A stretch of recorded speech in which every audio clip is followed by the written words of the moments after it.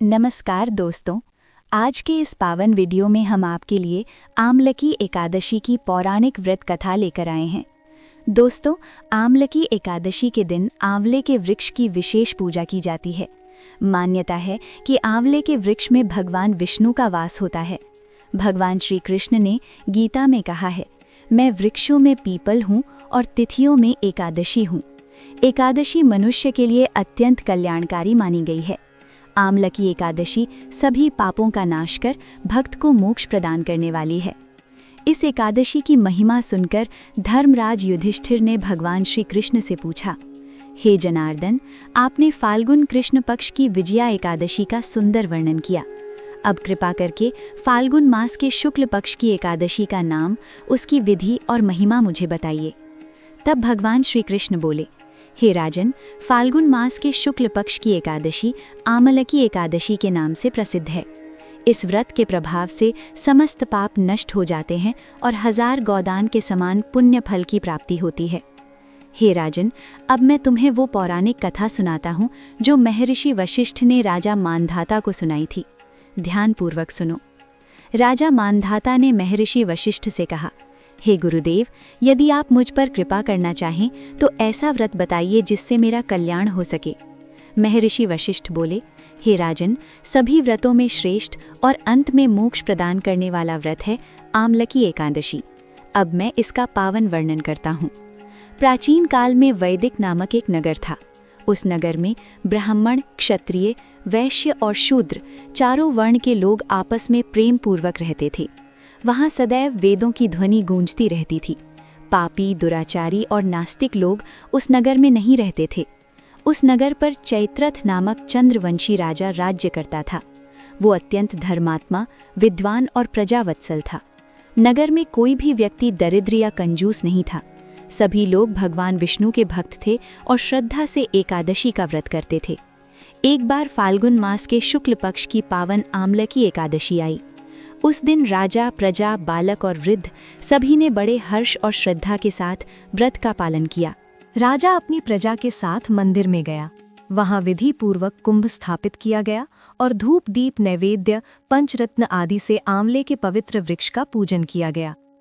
पूजन करते समय राजा भाव विभोर होकर प्रार्थना करने लगा, हे धात्री, आप ब्रह्म स्वरूप हैं। आपका प्राकट्य स्वयं ब्रह्मा जी से हुआ है। आप समस्त पापों का नाश करने वाली हैं। आपको मेरा बार बार नमस्कार है।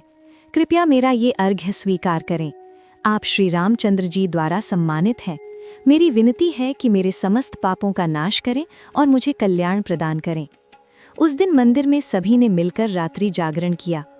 उसी समय एक बहेलिया वहां आ पहुंचा। वह अत्यंत पापी और दुराचारी था तथा जीवों की हत्या करके अपने परिवार का पालन पोषण करता था। उस दिन वह भूख और प्यास से अत्यंत व्याकुल था। मंदिर में हो रहे जागरण को देखकर वह भी एक कोने में बैठ गया। वहां उसने भगवान विष्णु की महिमा और एकादशी व्रत की कथा सुनी। इस प्रकार अनजाने में ही उसने भी अन्य भक्तों की भांति पूरी रात्रि जागरण कर लिया। प्रातःकाल होते ही सभी लोग अपने अपने घर लौट गए। बहेलिया भी अपने घर आया और भोजन किया। कुछ समय पश्चात उसकी मृत्यु हो गई। किंतु आमलकी एकादशी के व्रत और जागरण के पुण्य प्रभाव से उसे अगले जन्म में राजा विदुरथ के घर पुत्र रूप में जन्म प्राप्त हुआ। उसका नाम वसुरथ रखा गया। युवावस्था में जब राजा वसुरथ बना तब उसके पास विशाल सेना थी और उसका राज्य धन धान्य से परिपूर्ण था। वह 10,000 गांवों का पालन करता बना। उसका तेज सूर्य के समान प्रखर था, रूप लावण्य चंद्रमा के समान शीतल और वीरता भगवान विष्णु के समान थी। वह पृथ्वी के समान क्षमाशील, अत्यंत धार्मिक, सात्विक, कर्मवीर और विष्णु भक्त था। वह अपनी प्रजा का पालन समान भाव से करता और दान पुण्य में सदैव तत्पर रहता था। एक दिन राजा वसुरथ शिकार के लिए वन में गया। दैव योग से वह मार्ग भटक गया और दिशा का ज्ञान न होने के कारण एक वृक्ष के नीचे विश्राम करते करते सो गया। कुछ समय बाद पर्वत की ओर से कुछ डाकू वहां आए। उन्होंने राजा को अकेला सोया देखा और चिल्लाते हुए उसकी ओर दौड़े, मारो मारो। वे कहने लगे, इस दुष्ट राजा ने हमारे माता पिता, पुत्र पौत्र और अनेक संबंधियों को दंडित किया है तथा हमें देश से निकाल दिया है, अतः इसे जीवित नहीं छोड़ना चाहिए। ऐसा कहकर वे सब राजा को मारने के लिए टूट पड़े और अनेक प्रकार के अस्त्र शस्त्र उस पर चलाने लगे।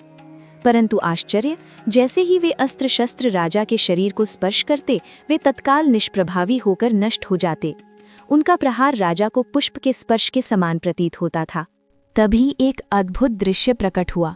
डाकुओं के चलाए हुए अस्त्र शस्त्र उल्टे उन्हीं पर प्रहार करने लगे। उनके वार स्वयं उन्हीं के विनाश का कारण बन गए और वे एक एक करके मूर्छित होकर भूमि पर गिरने लगे। उसी क्षण राजा के शरीर से एक दिव्य स्त्री प्रकट हुई।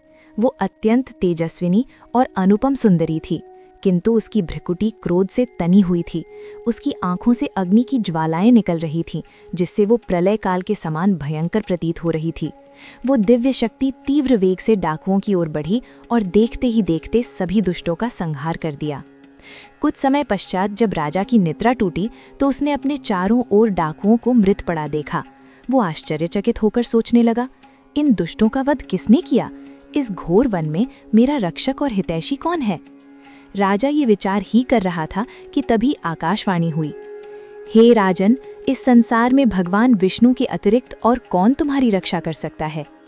ये दिव्य वाणी सुनकर राजा का हृदय श्रद्धा और कृतज्ञता से भर गया। वो सुरक्षित अपने राज्य में लौट आया और दीर्घ काल तक सुखपूर्वक धर्मानुसार राज्य करता रहा। महर्षि वशिष्ठ आगे कहते हैं, हे राजन, ये सब आमलकी एकादशी व्रत का ही प्रभाव था। जो भी मनुष्य श्रद्धा और भक्ति से इस एकादशी का व्रत करते हैं, वे अपने प्रत्येक कार्य में सफलता प्राप्त करते हैं और अंततः विष्णु लोक को प्राप्त होते हैं। जय श्री हरि विष्णु।